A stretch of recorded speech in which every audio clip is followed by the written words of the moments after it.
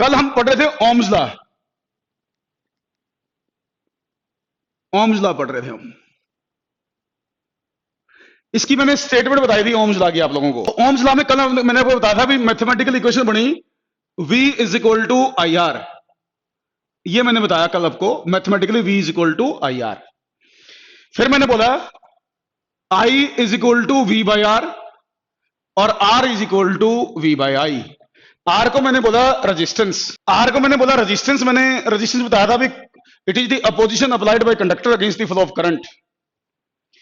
फिर मैंने बोला कि R का कॉज क्या है, उसके लिए मैंने बताया भी collision of the electrons with the atoms और ions the cause of resistance. इस तरह कुछ बातें मैंने कल डिस्कस की। तो बेटा अगर आप एक ग्राफ बनाते हैं, इसमें करंट इधर लेते हैं और पोटेंशियल इधर लेते हैं, करंट इधर लेते हैं और पोटेंशियल इधर लेते हैं, तो आपसे पूछे ग्राफ बना के दिखाओ करंट और पोटेंशियल का ग्राफ कैसा आएगा अकॉर्डिंग टू ओम्स लॉ। तो बेटा ग्राफ आएगा स्ट्रेट लाइन, करंट और वोल्टेज का ग्राफ स्ट्रेट लाइन आएगा पासिंग थ्रू ओरिजिन, क्योंकि I और V प्रोपोर्शनल हैं, I और V प्रोपोर्शनल है। इधर मैंने वोल्टेज ले ली, इधर मैंने करंट ले लिया, करंट और वोल्टेज का ग्राफ आ गया स्ट्रेट लाइन। तो अब इसमें ये जो ग्राफ है, मान लो इस ग्राफ का एंगल थीटा है, तो इस ग्राफ का जो स्लोप होगा वो होगा टेन थीटा के बराबर। इस ग्राफ का स्लोप टेन थीटा के बराबर होगा। तो आप ये देखें, इसमें ये जो वैल्यू है वो वोल्टेज को रिप्रेजेंट करेगी और ये वैल्यू करंट को रिप्रेजेंट करेगी। ये वैल्यू वोल्टेज को रिप्रेजेंट करेगी, ये वैल्यू करंट को रिप्रेजेंट करेगी। तो टेन थीटा की वैल्यू बनेगी V बाय आई, टेन थीटा की वैल्यू V बाय आई बनेगी। और V बाय आई का मतलब होगा रेजिस्टेंस, V बाय आई का मतलब रेजिस्टेंस। तो ये पॉइंट अपने काम का है, ये पॉइंट हमें ध्यान देना है कि जो स्लोप है इसका ग्राफ का वो रेजिस्टेंस को रिप्रेजेंट करेगा। इस ग्राफ का स्लोप रेजिस्टेंस को रिप्रेजेंट करेगा, लेकिन इसमें यह भी ध्यान देना है करंट होना चाहिए इस ओरिजेंटल लाइन पर और वोल्टेज होनी चाहिए इस वर्टिकल लाइन पर, तो इसका स्लोप R के बराबर होगा। तो कई बार इस तरह क्वेश्चन आते हैं भी स्लोप से हमें रेजिस्टेंस निकालना हो तो आप वो कैलकुलेट कर सकते हैं। लेकिन मैंने जैसे वोल्टेज यहां बनाई, करंट यहां बनाया, एक काम और भी कर सकते थे आप उल्टा भी तो कर सकते हैं ना। आप वोल्टेज यहां ले लो और करंट यहां ले लो, ऐसे भी तो कर सकते हैं बेटे। ग्राफ तो फिर भी स्ट्रेट लाइन आएगा, ग्राफ फिर भी स्ट्रेट लाइन आएगा। अगर मैं करंट और वोल्टेज को बदल दूं तो इसमें अगर मैं इसका स्लोप निकालूं, इसका मैं स्लोप निकालूं तो इसमें ये I होगा और ये बनेगा V। तो इसमें अगर आप स्लोप निकालते हो बेटे टेन थीटा के बराबर, तो वो बना I by V, perpendicular by base, I by V, और I by V reciprocal of resistance हो जाएगा, रेसिप्रोकल ऑफ रेजिस्टेंस।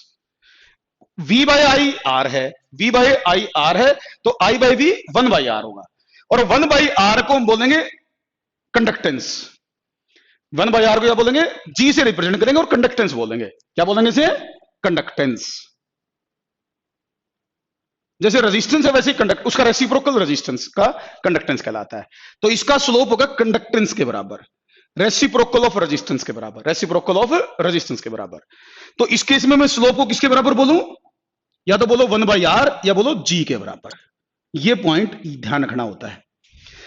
तो इस तरह के इसका स्लोप R के बराबर है, इसका स्लोप वन बाई आर के बराबर। ये पॉइंट इसमें यूं ध्यान रखना कि वोल्टेज और करंट कहां दिखा रखे हैं।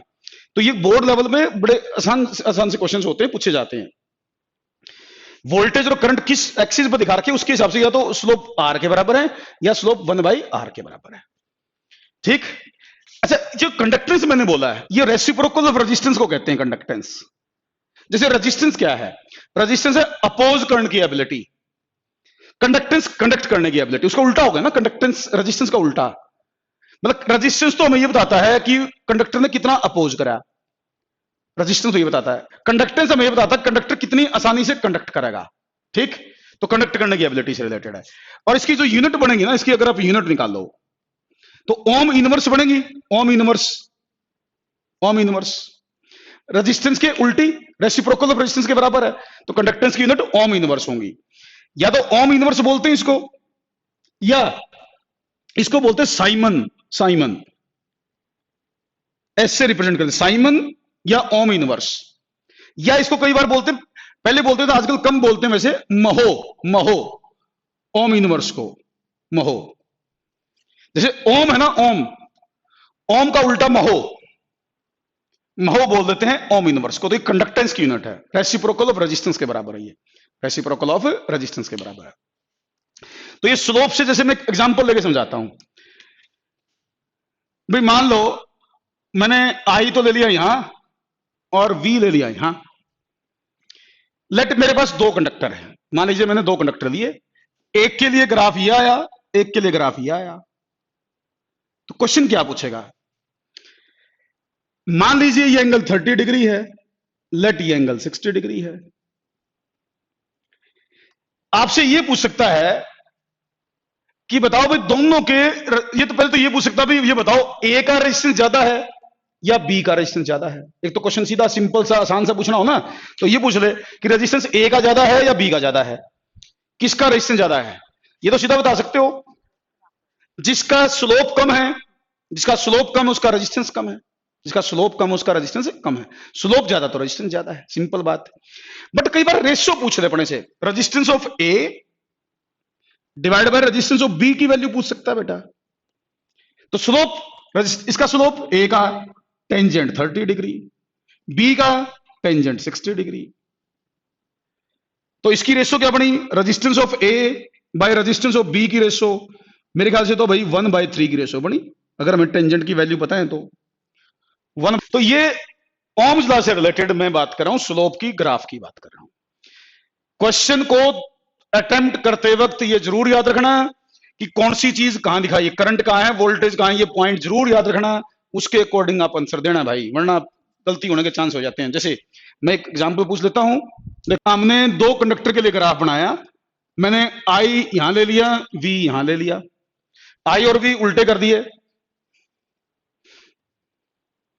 ना, 1/2 नहीं होगा बेटे, 1/3 होगा। मैंने आई और वी यहां ले लिए, ये कंडक्टर ए है, उसके लिए ग्राफ एंगल 30 डिग्री, ये कंडक्टर बी है, ये 60 डिग्री।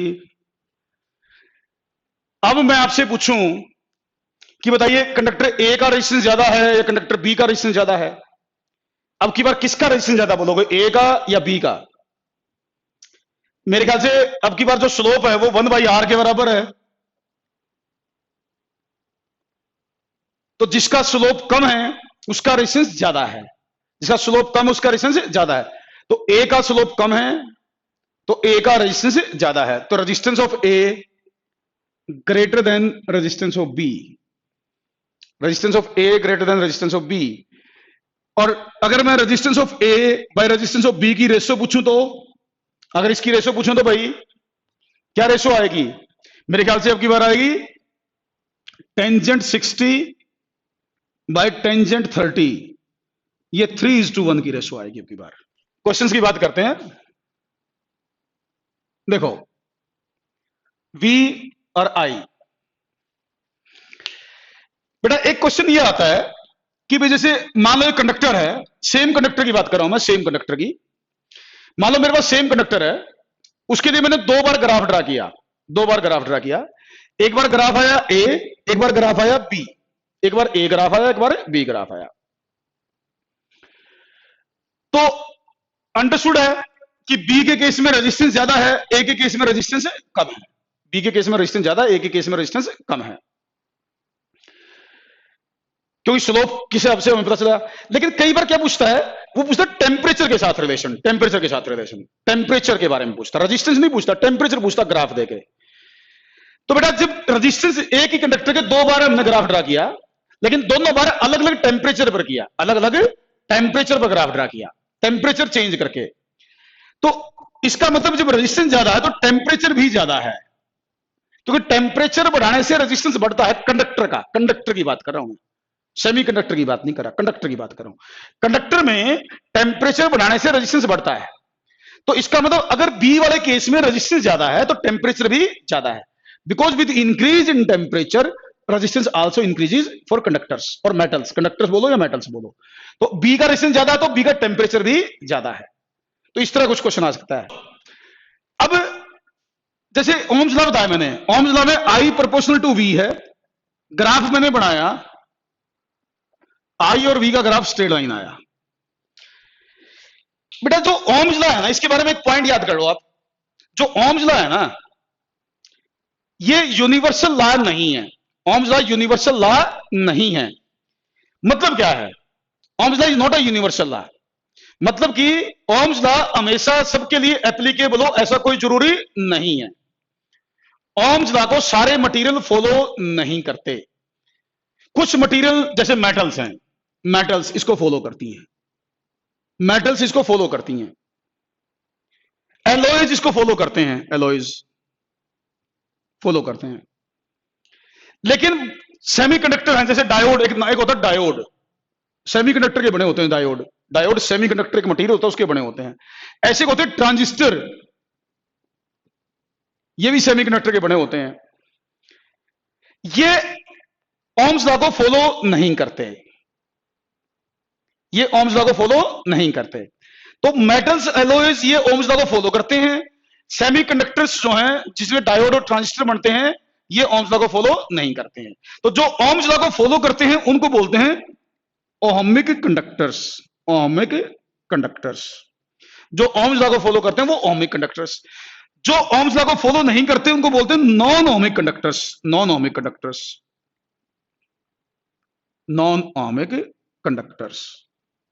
तो एक होते हैं ओहमिक कंडक्टर, एक होते हैं non ohmic conductor. Ohm's law को फॉलो करने वाले ओहमिक, जो ओम्स लॉ को फॉलो ना करें वो नॉन ओहमिक। तो कई बार पूछा जाता है ओहमिक नॉन ओहमिक कंडक्टर्स के बारे में बताइए, तो ओहमिक जो ओम्स लॉ को फॉलो करे, नॉन ओहमिक जो ओम्स लॉ को फॉलो ना करें। एक ओहमिक को, कई ओहमिक कंडक्टर का दूसरा नाम है linear conductors, linear conductors, linear conductors. इनको बोलते हैं non linear, non linear conductors. Ohmic और नॉन ओमिक और साथ में लीनियर या नॉन लीनियर कंडक्टर्स, इस तरीके से इनके नाम डिफाइन किए जाते हैं। तो जो नॉन ओमिक होते हैं ना, नॉन ओमिक, जैसे डायोड है, डायोड की बात कर लो अभी तो तुम्हारे लेवल के हिसाब से, तो डायोड में आई और वी का ग्राफ देखो, ओमिक में तो आई और वी का ग्राफ ही आएगा, आई और वी का ग्राफ ही आएगा। नॉन ओमिक में किसी भी तरह का ग्राफ आएगा, इस तरह का नहीं आएगा, बस इसके अलावा कोई और ग्राफ हो सकता है। जैसे डायोड है, डायोड जो है, डायोड का ग्राफ कुछ इस तरह का होता है, आई और वी का, आई और वी का ग्राफ ऐसा होता है। सर ट्रांजिस्टर के ऊपर क्या लिखा है? ट्रांजिस्टर के ऊपर लिखा डायोड, डायोड, डायोड। तो ये मैंने ये डायोड का ये ग्राफ है, डायोड, ये जो ग्राफ है ना, ये जो ग्राफ है ये डायोड के लिए है, आई और वी का ग्राफ। ये नॉन ओमिक कंडक्टर, ये आपको ध्यान रखना हो तो जो बच्चा एक्स्ट्रा पढ़ना चाहता है वो इसको ध्यान रख सकता है, उसको ध्यान रख सकता है। ये ओमिक में स्ट्रेट लाइन आएगा starting from origin, non ohmic में इसके अलावा कोई और शेप बनेगी। डायोड का कुछ ऐसा ग्राफ होता है। तो ये तो ओमिक या नॉन ओमिक कंडक्टर्स की बात मैंने समझाने की कोशिश की। अच्छा देखो, जो कंडक्टर्स है ना, कंडक्टर्स, ये मेटल्स, जैसे सिल्वर है, silver is a best conductor, silver एक अच्छा कंडक्टर है। उसके बाद कॉपर है, सबसे अच्छा तो सिल्वर हो गया, फिर कॉपर है, एल्यूमिनियम है, इस तरीके से बहुत सारे कंडक्टर्स हैं। तो कई बार ये पूछते हैं कि क्या कंडक्टर्स भी ओम्स लॉ को हमेशा फॉलो करते हैं? क्या कंडक्टर्स भी ओम्स लॉ को हमेशा फॉलो करते हैं? ऐसा नहीं है। कंडक्टर्स भी ओम्स लॉ को फॉलो तब करते हैं जब टेम्परेचर नॉर्मल हो, जब टेम्परेचर नॉर्मल टेम्परेचर, बहुत हाई टेम्परेचर पर, लिख लो ये बात। कंडक्टर्स भी अगर टेम्परेचर बहुत हाई कर दिया जाए, टेम्परेचर बहुत ज्यादा कर दिया जाए, तो कंडक्टर्स भी ओम्स लॉ को फॉलो नहीं करते। At very high temperatures metals जो हैं जैसे कॉपर है, सिल्वर है, एल्यूमिनियम है, ये ओम्स लॉ को फॉलो नहीं करेंगी at very high temperature. Normal temperature पर ये फॉलो करेंगे। तो इसलिए देखो मैंने एक वर्ड बोला था कि Ohm's law is not a universal law. Universal जो होता है वो हमेशा एप्लीकेबल होता है, यूनिवर्सल हमेशा एप्लीकेबल होता है, बट ओम्स लॉ हमेशा एप्लीकेबल नहीं है। इसलिए कहते हैं it is not a universal law. कभी अप्लाई होगा, कोई चीज फॉलो करेगी, कोई चीज फॉलो नहीं करेगी, इसलिए इसको हम यूनिवर्सल लॉ नहीं कह सकते हैं। ध्यान रखने बात है। चलो अब रेजिस्टेंस के ऊपर बात करते हैं, रेजिस्टेंस के ऊपर बात करते हैं। बेटा आपने बोला R is equal to V by I, R B by I के बराबर है। फिर आपसे पूछते हैं, आप एक हेडिंग डालो, factors on which resistance depends. एक हेडिंग डालो, factors on which resistance depends, ये लिख लो, factors on which resistance depends. पहला लिखो, फर्स्ट पॉइंट लिखो, फर्स्ट पॉइंट आप लिखो, resistance of conductor depends on, resistance of conductor depends on nature of material of conductor. Resistance of conductor depends on nature of material of conductor. मतलब conductor किस चीज का बना है, कॉपर का है, सिल्वर का है, आयरन का है, इन सब चीजों पर डिपेंड करेगा। ठीक, resistance depends on nature of material of conductor, कि किस चीज का कंडक्टर हमने लिया है उस पर रेजिस्टेंस डिपेंड करेगा, nature of material of conductor. दूसरा देखो, resistance of conductor depends on, resistance of conductor depends on temperature of conductor. Resistance of conductor depends on temperature of conductor. मतलब टेम्परेचर कितना है, कम है या ज्यादा है, टेम्परेचर के हिसाब से भी रेजिस्टेंस चेंज होता है। तो नेचर पर डिपेंड कर गया, टेम्परेचर पर डिपेंड कर गया। ठीक, तीसरा लिखो, तीसरा, resistance of conductor depends on length of the conductor. Resistance of conductor depends on length of the conductor, length के ऊपर भी डिपेंड करता है। और you can say resistance is proportional to length, resistance is proportional to length. जो conductor ज्यादा लंबा होगा रेजिस्टेंस ज्यादा होगा, कंडक्टर छोटा होगा तो रेजिस्टेंस कम होगा। तो लेंथ के डायरेक्टली प्रोपोर्शनल है, लेंथ के डायरेक्टली प्रोपोर्शनल है। तो resistance depends on length of the conductor. Fourth point लिखो, fourth point, resistance of conductor depends on, resistance of conductor depends on area of cross section of the conductor.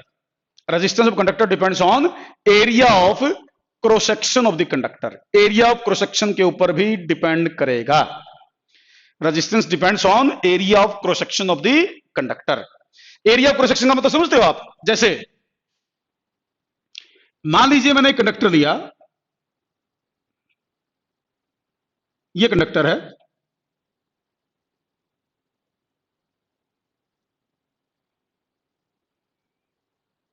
ये conductor है, तो ये तो होगी length, ये होगी लेंथ, और ये इसको बोलेंगे एरिया ऑफ क्रॉस सेक्शन। ये वाला जो पोर्शन है ना, इसका जो एरिया होगा इसको बोलेंगे एरिया ऑफ क्रॉस सेक्शन। ये जो मैंने डार्क किया, ये वाला पोर्शन जो है, इनको बोलेंगे एरिया ऑफ क्रॉस सेक्शन। तो रेजिस्टेंस जो है वो inversely proportional to area of cross section है। Resistance is inversely proportional to area of cross section. तो डायरेक्टली प्रोपोर्शनल टू लेंथ है, inversely proportional to area of cross section है। तो ये चार पॉइंट हैं जिनके ऊपर रेजिस्टेंस डिपेंड करता है। ठीक, तो रेजिस्टेंस इन चार फैक्टर्स पर डिपेंड करेगा। अच्छा, रेजिस्टेंस का ये सिंबल होता है, ऐसे बना दोगे ना, ये रेजिस्टेंस का सिंबल है, इस तरह कुछ बना दो। ये गिना मत, ये मत करना कितने बनाए मैंने, इस पे नहीं, जैसे यो शेप देख लो बस, ये इस तरह की शेप कहीं बना रखी हो तो इसका मतलब वो रेजिस्टेंस बना रखा है। This is the symbol of resistance. ये रेजिस्टेंस का सिंबल है, ध्यान रखना। अगर इस रेजिस्टेंस के में कहीं एरो लगा दो, एरो लगा दो, एरो लगा दी तो इसका मतलब ये वेरिएबल रेजिस्टेंस कह रहा है। ये अगर एरो लगा दी तो वेरिएबल रेजिस्टेंस है। तो ये सिंबल होता है, बीच में एरो कहीं बनाई दिखा देती इस तरह की, तो इसका मतलब ये रेजिस्टेंस वेरिएबल है, जो इसको कम ज्यादा किया जा सकता है। तो सिंबल भी बताना चाहिए, बेसिक चीज है। चलो अभी देखो, आर मैंने बोला प्रोपोर्शनल टू लेंथ, आर मैंने बोला inversely proportional to area of cross section. तो बेटा मैं लिख सकता हूं R is proportional to L by A, R is proportional to L by A लिख सकता हूं। और यहां से मैं कह सकता हूं R is equal to constant, R is equal to constant into L by A. देखो प्रोपोर्शनलिटी का निशान हटा दिया मैंने, प्रोपोर्शनलिटी का निशान हटा दिया, इक्वल टू का लगा दिया, तो यहां कांस्टेंट ऑफ प्रोपोर्शनलिटी आ जाएगा। तो ये फार्मूला फिर रेजिस्टेंस का बन जाएगा। इसमें ये जो कांस्टेंट ऑफ प्रोपोर्शनलिटी आया, ये जो कांस्टेंट ऑफ प्रोपोर्शनलिटी इसमें मैंने यूज किया, इस सिंबल का नाम है रो। क्या बोलते हैं सिंबल को? रो। और ये यहां रिप्रेजेंट करता है रजिस्टिविटी ऑफ कंडक्टर को, रजिस्टिविटी ऑफ कंडक्टर को, यह रजिस्टिविटी को रिप्रेजेंट करता है। This symbol represents resistivity of conductor. एक क्वांटिटी होती है रजिस्टिविटी, तो दिस रो इज रजिस्टिविटी। इस रजिस्टिविटी का एक नाम और है, जैसे कई बार एक बच्चे के दो नाम होते हैं, घर में अलग स्कूल में अलग, किसी घर में नाम मोनू सोनू, स्कूल में कुछ और। तो ऐसे रजिस्टिविटी के भी दो नाम है, एक है कंडक्टर रजिस्टिविटी और एक है स्पेसिफिक रेजिस्टेंस। स्पेसिफिक रेजिस्टेंस, ये भी इसका नाम है। तो रजिस्टिविटी बोलो या स्पेसिफिक रेजिस्टेंस बोलो, वो ये रो उसको रिप्रेजेंट करेगी। तो यहां से ये बहुत इंपॉर्टेंट फार्मूला है, बार बार यूज होगा, R is equal to rho L by A. ये फार्मूला आपको ध्यान रखना चाहिए, इस पर डायरेक्ट क्वेश्चन आते हैं स्कूल लेवल पर भी और कंपटीशन लेवल पर भी। अच्छा, यहां से रो की यूनिट निकाल सकते हो आप, रो की unit R A over L, R A over L. R की यूनिट ओम, रेजिस्टेंस की, एरिया की मीटर स्क्वायर, लेंथ की मीटर, मीटर से मीटर गया तो रजिस्टिविटी की यूनिट क्या बनी, ओम मीटर। ओम मीटर इसकी यूनिट है रजिस्टिविटी की, ओम मीटर। अब जो रजिस्टिविटी है वो मटेरियल टू मटेरियल वेरी करती है, वो सबकी अपनी अपनी अलग अलग होती है। कॉपर की अलग, सिल्वर की अलग, आयरन की अलग, एल्यूमिनियम की अलग, हर एक चीज की अपनी अपनी अलग अलग रजिस्टिविटी होती है। जो अच्छे कंडक्टर हैं, जैसे सिल्वर बहुत अच्छा कंडक्टर है तो उसकी रजिस्टिविटी कम होगी, जो अच्छे कंडक्टर होंगे उनकी रजिस्टिविटी कम होती है। जो बैड कंडक्टर होंगे उनकी रजिस्टिविटी ज्यादा होगी। तो गुड कंडक्टर्स की रजिस्टिविटी कम होती है। रजिस्टिविटी कम होने का मतलब अच्छा कंडक्टर है, तो resistivity material to material vary करेगी। आप ये कह सकते हैं रजिस्टिविटी केवल दो चीजों पर डिपेंड करती है, जैसे रजिस्टेंस चार चीजों पर डिपेंड करता है। ये पॉइंट लिख देना अभी जो बोलूंगा मैं। रजिस्टिविटी दो चीजों पर डिपेंड करती है। रजिस्टिविटी एक तो डिपेंड करती है नेचर ऑफ मटेरियल पर, लिख लो बात, factors on which resistivity depends, ये बात लिख लो एक बार, काम आएगी, पूछेंगे आपसे। Resistivity depends on nature of material, copper का है, आयरन का है, एल्यूमिनियम का है, इसके ऊपर डिपेंड करेगी नेचर ऑफ मटेरियल। दूसरा, resistivity depends on temperature of the conductor, temperature पर, टेम्परेचर पर तो करेगा रेजिस्टेंस भी, रजिस्टिविटी नेचर पे भी, दोनों करेंगे। लेकिन रजिस्टिविटी दो ही चीजों पर डिपेंड करेगी, नेचर पर और टेम्परेचर पर। एक नोट करके ना इंपॉर्टेंट पॉइंट लिख लो, नोट करके इंपॉर्टेंट पॉइंट लिखो, नोट इंपॉर्टेंट पॉइंट लिखना है, वो ये है, आप लिखो resistivity does not depends on shape and size of the conductor और dimension of the conductor. Resistivity does not depends on dimensions of the conductor. Dimensions का मतलब शेप एंड साइज, छोटा बड़ा मोटा पतला कोई फर्क नहीं पड़ता। जैसे ये कंडक्टर है, मान लो कंडक्टर है, इसकी लंबाई घटा दूं बढ़ा दूं, छोटा कर दूं बड़ा कर दूं, मोटा कर दूं पतला कर दूं, इसकी रजिस्टिविटी तब तक चेंज नहीं होगी जब तक इसका मटेरियल और टेम्परेचर चेंज ना हो। जब तक इसका मटेरियल और टेम्परेचर चेंज नहीं करूंगा, इसकी लंबाई घटा दूं बढ़ा दूं, एरिया घटा दूं बढ़ा दूं, रजिस्टिविटी विल रिमेन सेम। तो रजिस्टिविटी डायमेंशंस पर डिपेंड नहीं करती, लंबाई चौड़ाई लेंथ एरिया कम ज्यादा कर दो, रजिस्टिविटी विल रिमेन अनअफेक्टेड। ये पॉइंट जरूर याद रखना है, इस पर क्वेश्चंस आएंगे, ये इंपॉर्टेंट पॉइंट होता है, बच्चे इसमें गलती कर जाते हैं। तो ये तो भाई रजिस्टिविटी किस पर डिपेंड करेगी, किस पर डिपेंड नहीं करेगी, साथ में यूनिट क्या है इसकी रजिस्टिविटी की। तो ये मैंने इसमें बेसिक सी बात बताने की कोशिश की। अब जैसे रेजिस्टेंस का रेसिप्रोकल क्या बताया था मैंने, रेजिस्टेंस का रेसिप्रोकल कंडक्टेंस बोला था मैंने, रेजिस्टेंस का रेसिप्रोकल मैंने कंडक्टेंस कहा था, कंडक्टेंस रेसिप्रोकल ऑफ रेजिस्टेंस। ऐसे ही रजिस्टिविटी का रेसिप्रोकल, रजिस्टिविटी का रेसिप्रोकल होता है कंडक्टिविटी। जैसे यह है रजिस्टिविटी, रजिस्टिविटी, इसका रेसिप्रोकल है conductivity, conductivity. Reciprocal of resistivity is called conductivity. ये रेजिस्टिविटी उसका रेसिप्रोकल है तो कंडक्टिविटी है। इसकी यूनिट क्या आई थी, इसकी यूनिट क्या आई थी आपने बताना मेरे को, इसकी यूनिट है ओम मीटर, ओम मीटर इसकी यूनिट है। तो इसकी उल्टी इसकी यूनिट होगी, तो इसकी यूनिट क्या बनेगी, इसकी यूनिट बनेगी ओम इनवर्स मीटर इनवर्स। इसकी यूनिट क्या बनेगी, ohm inverse metre inverse. Ohm inverse या मीटर इनवर्स, जिसको मैं कह सकता हूं साइमन पर मीटर। साइमन पर मीटर, मैं इसकी यूनिट आपको बता सकता हूं। तो कंडक्टिविटी होती है रेसिप्रोकल ऑफ रेजिस्टिविटी। जैसे रेजिस्टिविटी है अपोज करने से रिलेटेड, अपोज करने की एबिलिटी, और कंडक्टिविटी है कंडक्ट करने की एबिलिटी। जिसकी रेजिस्टिविटी ज्यादा है इसका मतलब वो ज्यादा अपोज करने की कोशिश करेगा, जिसकी कंडक्टिविटी ज्यादा है इसका मतलब वो ज्यादा कंडक्ट करने की कोशिश करेगा। उल्टा है, एक अपोज करना, एक कंडक्ट करना। समझ पा रहे हो? तो रेजिस्टिविटी और ये कंडक्टिविटी एक दूसरे के रेसिप्रोकल्स के बराबर होती है। यूनिट पे कई बार क्वेश्चन आता है बोर्ड लेवल पर, रेजिस्टिविटी की यूनिट बताओ, कंडक्टिविटी की यूनिट बताओ, रेजिस्टेंस की यूनिट बताओ, कंडक्टेंस की यूनिट बताओ, कौन सी चीज किस फैक्टर पर डिपेंड करेगी, रेजिस्टेंस किस पर डिपेंड करेगा, रेजिस्टिविटी किस पर डिपेंड करेगी, ये सब चीजें हैं। अब जैसे एक फॉर्मूला देखो, मैंने आर लिखा, R is equal to rho L by A, R is equal to rho L by A. मान लो मेरे पास एक कंडक्टर है, मान लो मेरे पास एक कंडक्टर है,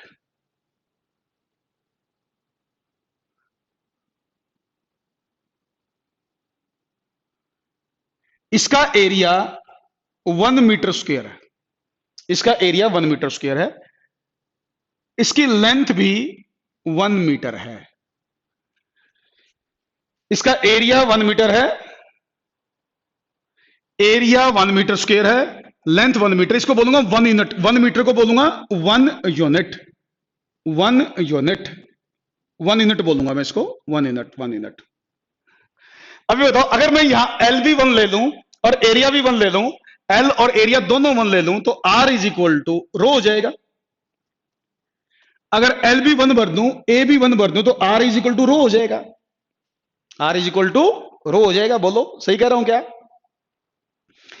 अब यहां से रो की डेफिनेशन है, रो की डेफिनेशन, अब एडिंग डाल दो, डेफिनेशन ऑफ रेजिस्टिविटी, बहुत अच्छी डेफिनेशन है, याद रखनी है, पूछी जा सकती है बोर्ड लेवल पर।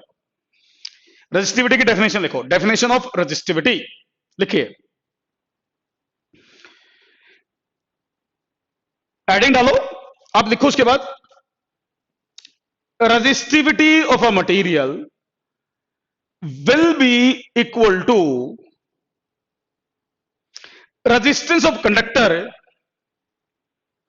whose length is 1 unit, whose length is 1 unit, and area of cross section is also 1 unit. क्या बोल गया मैं? दोबारा सुन लो, resistivity of a material will be equal to resistance of a conductor whose length is 1 unit and area of cross section is also 1 unit. मतलब resistivity उस conductor के resistance के बराबर होती है, रेजिस्टिविटी उस कंडक्टर के रेजिस्टेंस के बराबर होती है जिस कंडक्टर की लेंथ भी 1 यूनिट हो, जिस कंडक्टर की लेंथ भी 1 यूनिट हो और एरिया ऑफ क्रॉस सेक्शन भी 1 यूनिट हो। एक ऐसा कंडक्टर जिसकी लंबाई भी 1 यूनिट है, एरिया भी 1 यूनिट है, वो कंडक्टर जितना रेजिस्टेंस लगाता है वो उस मटेरियल की रेजिस्टिविटी के बराबर होता है। ये रेजिस्टिविटी की यूनिट है। किसी ने मेरे को बोला, किसी ने मेरे को बोला भाई कॉपर की रेजिस्टिविटी निकालो, किसी ने बोला भाई कॉपर की मुझे रेजिस्टिविटी निकाल के बताओ, तो मैं क्या करूंगा, मैं कॉपर का एक कंडक्टर लूंगा, मेरे कोई कॉपर की रेजिस्टिविटी पूछेगा तो मैं कॉपर का एक कंडक्टर ले लूंगा, लेकिन मैं कॉपर का एक ऐसा कंडक्टर लूंगा जिसकी लंबाई भी 1 मीटर होनी चाहिए, लंबाई भी 1 मीटर होनी चाहिए और एरिया ऑफ क्रॉस सेक्शन भी 1 मीटर स्क्वायर होना चाहिए। लंबाई भी 1 मीटर चाहिए मुझे उस कंडक्टर की और एरिया ऑफ क्रॉस सेक्शन भी 1 मीटर स्क्वायर हो। अब वो कंडक्टर ले लिया, फिर मैं देखूंगा कि वो कंडक्टर कितना रेजिस्टेंस लगाता है। वो कंडक्टर जितना रेजिस्टेंस लगाएगा ना, मैं कह दूंगा भाई यही रेजिस्टिविटी के बराबर है। ठीक, ऐसे मेरे किसी ने कहा भाई मान लो आयरन की रेजिस्टिविटी निकालो जी, आयरन की रेजिस्टिविटी निकाल के बताओ भाई, तो मैं क्या करूंगा, आयरन का एक कंडक्टर लूंगा जिसकी लंबाई भी 1 मीटर हो, जिसकी लंबाई भी 1 मीटर हो और एरिया ऑफ क्रॉस सेक्शन भी 1 मीटर स्क्वायर हो, दोनों चीजें 1 होनी चाहिए, एरिया भी और लेंथ भी। फिर उसका रेजिस्टेंस देखूंगा, 1 मीटर लंबा और 1 metre square area of cross section वाला जो कंडक्टर रेजिस्टेंस लगाएगा, जितना वो रेजिस्टेंस लगाएगा, मैं कह दूंगा भाई यही रेजिस्टेंस इस मटेरियल की रेजिस्टिविटी के बराबर है। तो इसलिए ऐसा कंडक्टर जिसकी लंबाई भी 1 हो, उसका एरिया ऑफ क्रॉस सेक्शन भी 1 हो, उस कंडक्टर के द्वारा जो रेजिस्टेंस लगाया जाता है उस रेजिस्टेंस को रेजिस्टिविटी कहते हैं।